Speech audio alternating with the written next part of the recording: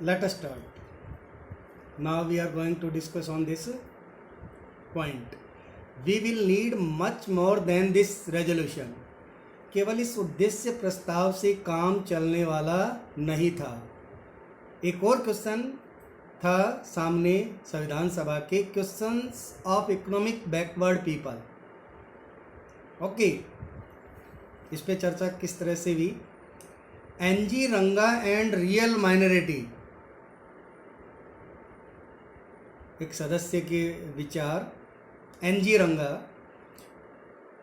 रंगा a socialist leader of the peasant movement urged that the term minorities be interpreted in economic terms. रंगा की नज़र में या सोच में ये मानना था कि अल्पसंख्यक शब्द है, उसकी व्याख्या आर्थिक स्तर पर की जानी चाहिए. The real minorities for रंगा were the poor and the downtrodden. उनके विचार में रियल अल्पसंख्यक गरीब और दबे कुचले लोग थे.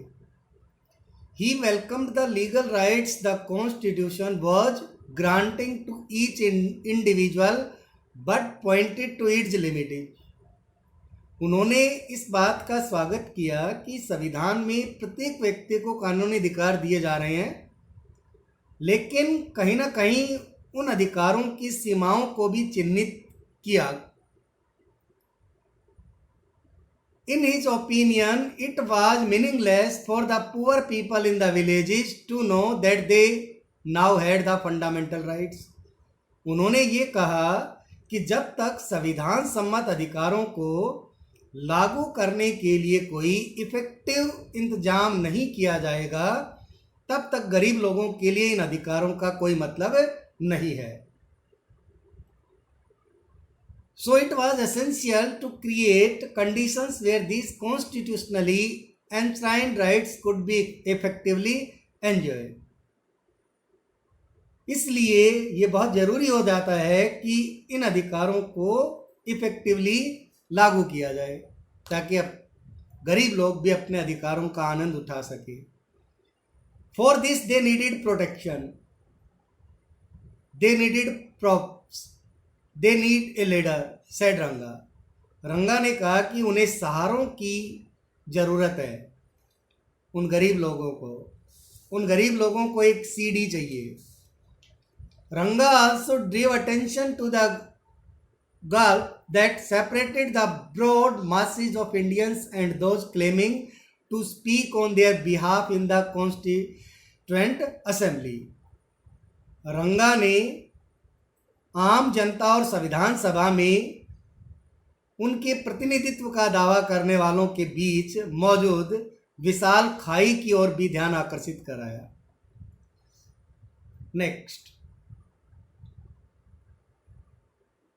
अब बात करते हैं हम आदिवासियों को लेके. आदिवासी अधिकारों के लिए किस तरह से संविधान सभा के सदस्यों ने विचार विमर्श किया, वाद विवाद किया.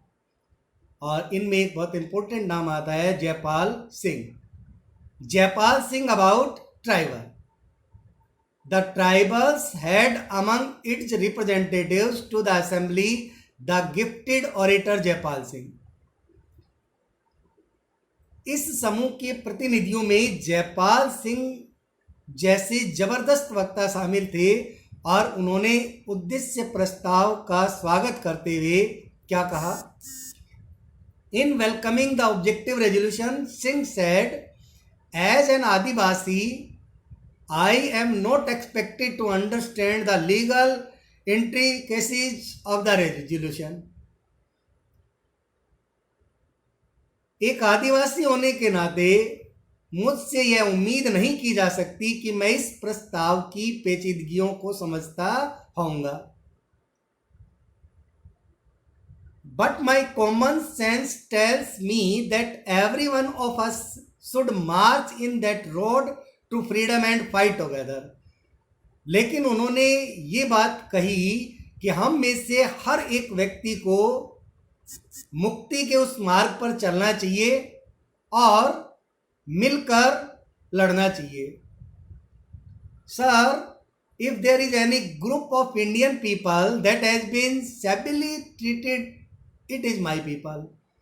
उन्होंने कहा कि श्रीमान जी, अगर भारतीय जनता में ऐसा कोई समूह है जिसके साथ सही व्यवहार नहीं किया गया तो वह मेरा समूह है, अर्थात हम आदिवासी हैं. Now we are going, they have been disgracefully treated, neglected for the last 6,000 years.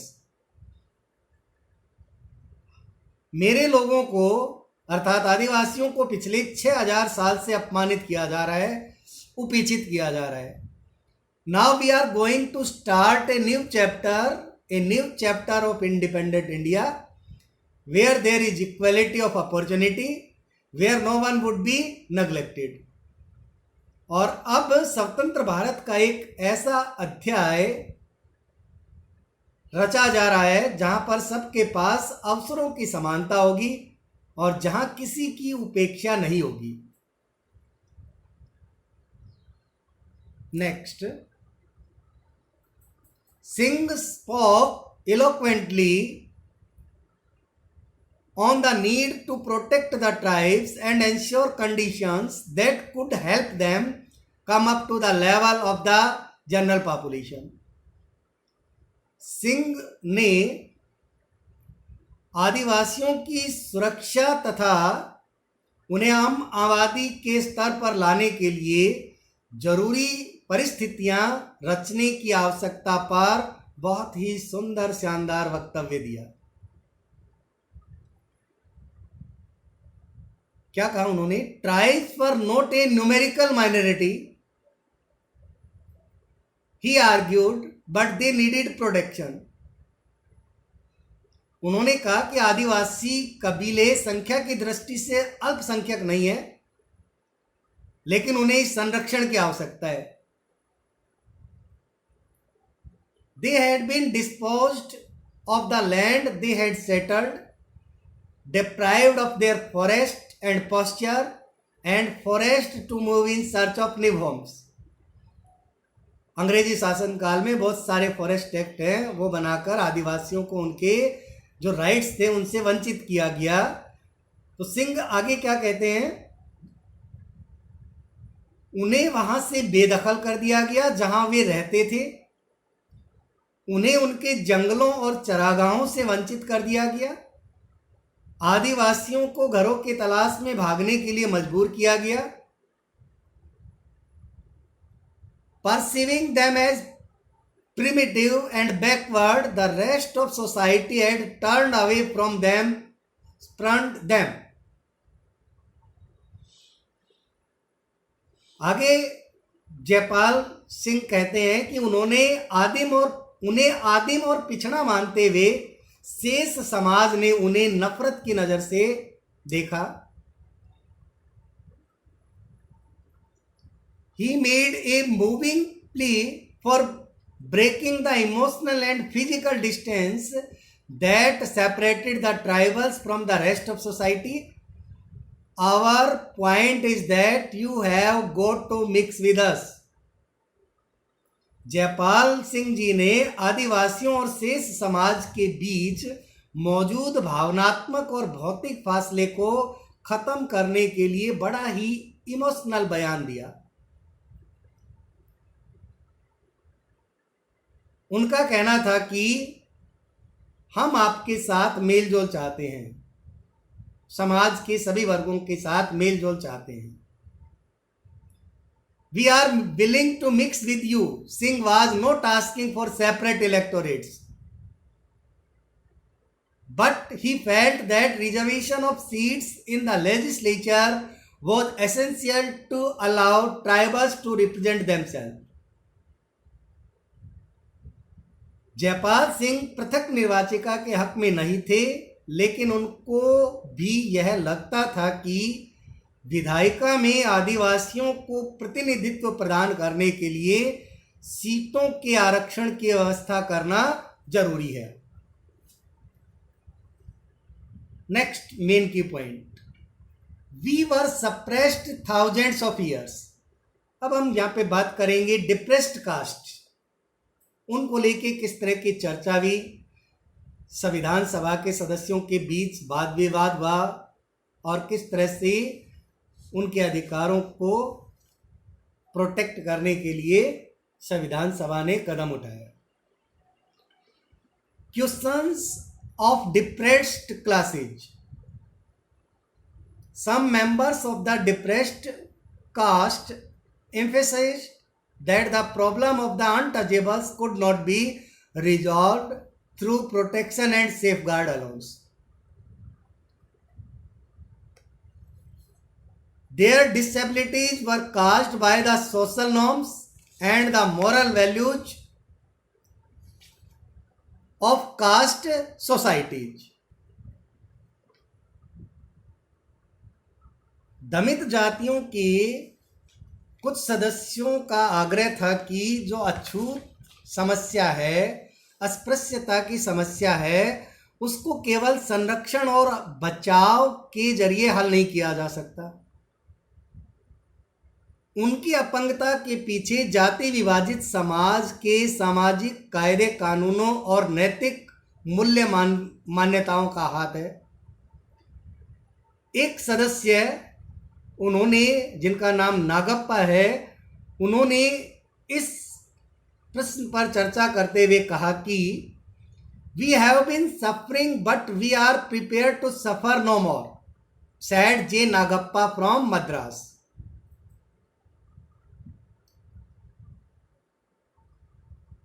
We have realised our responsibilities, we know how to assert ourselves.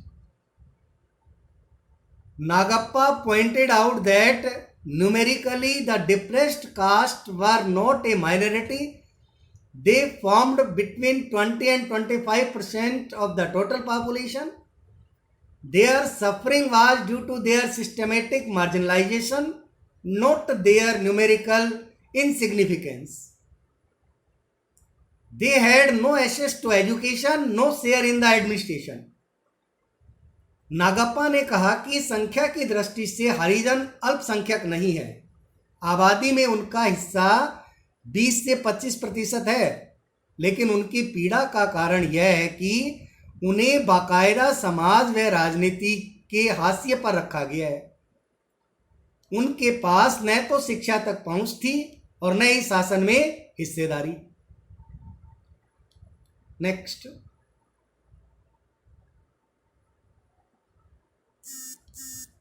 एक और सदस्य की बात करते हैं हम, के.जी. खांडेरकर।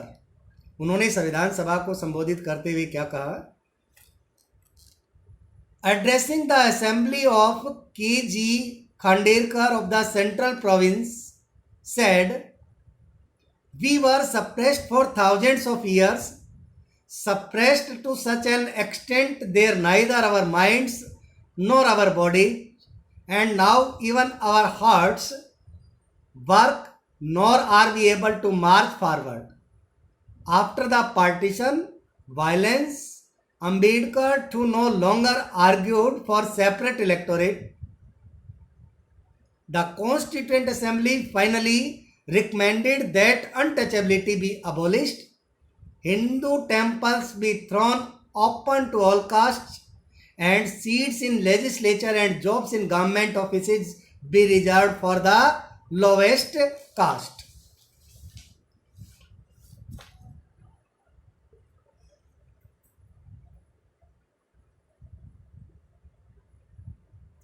के.जी. खांडेलकर, उन्होंने संविधान सभा में तर्क रखते हुए कहा कि हमें हजारों साल तक दबाया गया, इस हद तक दबाया गया कि हमारे दिमाग, हमारी देह काम नहीं करती और अब हमारा हृदय भी भाव शून्य हो चुका है।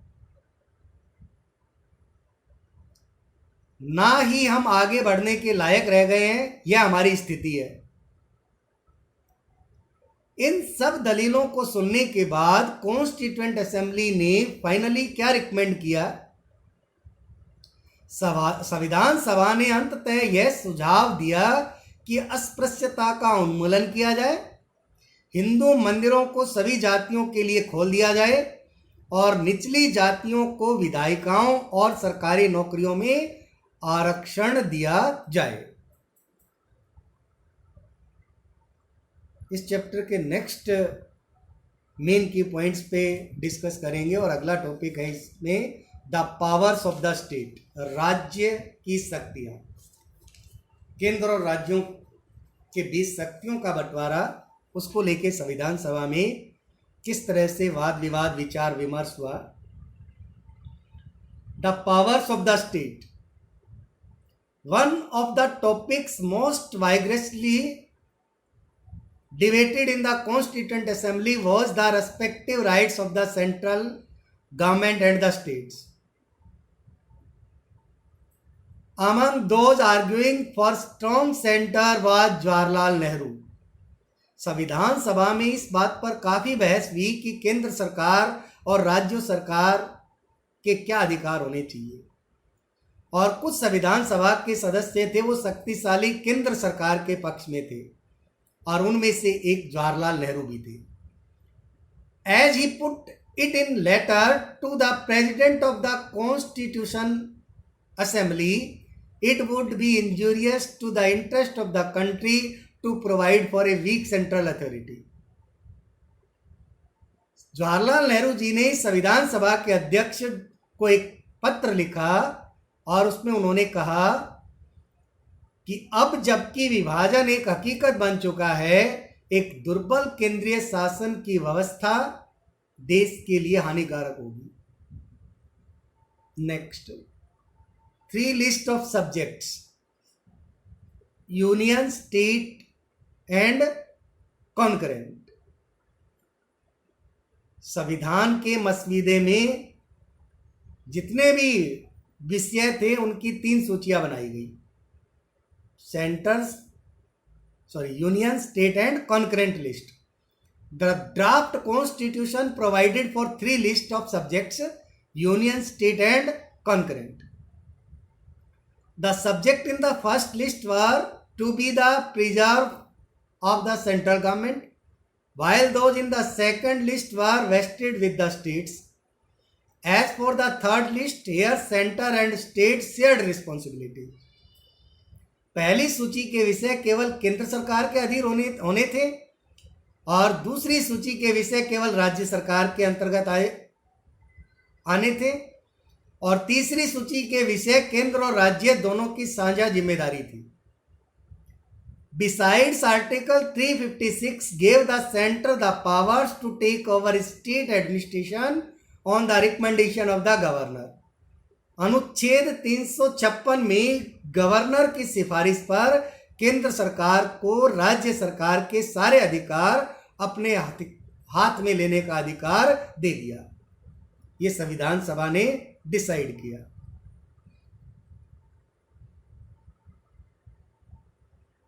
अब हम राजकोषीय नीति को लेके देखते हैं कि किस तरह का डिस्कशन हुआ। A complex system of fiscal federalism, the constitution also mandated for a complex system of fiscal federalism.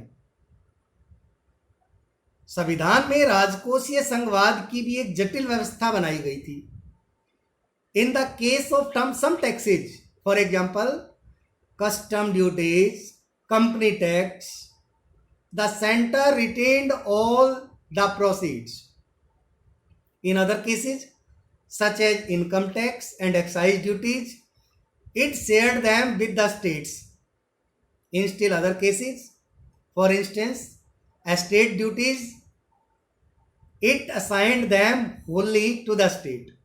कुछ कर जैसे सीमा शुल्क और कंपनी कर, इससे होने वाली सारी आय केंद्र सरकार के पास रखी गई।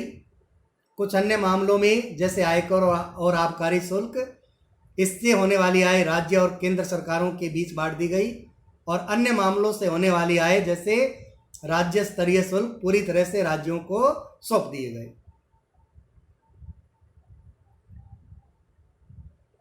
The state meanwhile could levy and collect certain taxes on their own. These included land and property tax, sale tax and hugely profitable tax on bottled liquor. राज्य सरकारों को अपने स्तर पर भी कुछ अधिभार और टैक्स वसूलने का राइट दे दिया गया। उदाहरण के लिए वो जमीन और प्रॉपर्टी पर टैक्स, बिक्री पर टैक्स, शराब पर टैक्स अलग से वसूल सकते थे।